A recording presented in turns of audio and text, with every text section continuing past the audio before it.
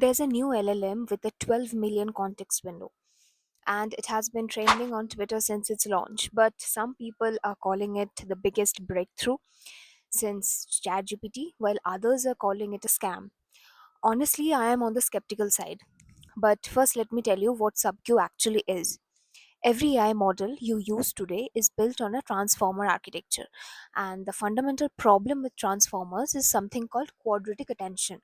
Every time you give an AI a prompt, it compares every single word in that prompt against every other word to understand context and relationships.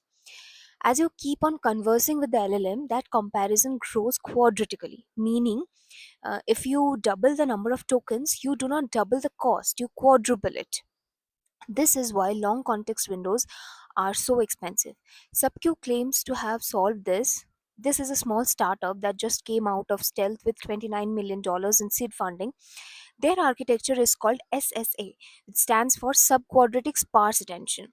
The idea is basically that in a trained model, the vast majority of attention weights are near zero anyway.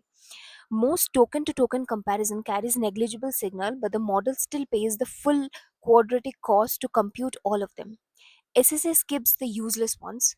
For each query, the model selects only the positions that actually matter based on the content itself and computes attention only over those.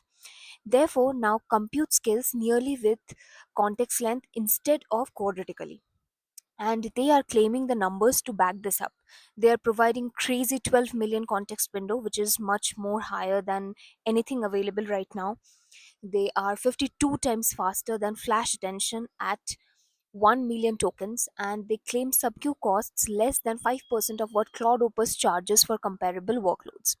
The model also posts competitive benchmark numbers, 95% on Ruler at 128k tokens, putting it level with Cloud Opus, and 81.8% on Swebench. Now, here is why I'm skeptical. The first problem is the 5% cost claim. Serving a 12 million token context requires terabytes of VRAM just for the KV cache alone, unless SubQ has invented an architecture that does not need a KV cache at all. But they have not explained this anywhere. Therefore, that number does not hold up. The second is that research communities like Mamba, RWKV, Linear Attention, DeepSeek has been trying to build subquadratic attention for years. They all promise linear or subquadratic scaling, but every single one of them underperformed. SubQ claims to have solved it, which honestly feels like a very large claim from a team with no published paper.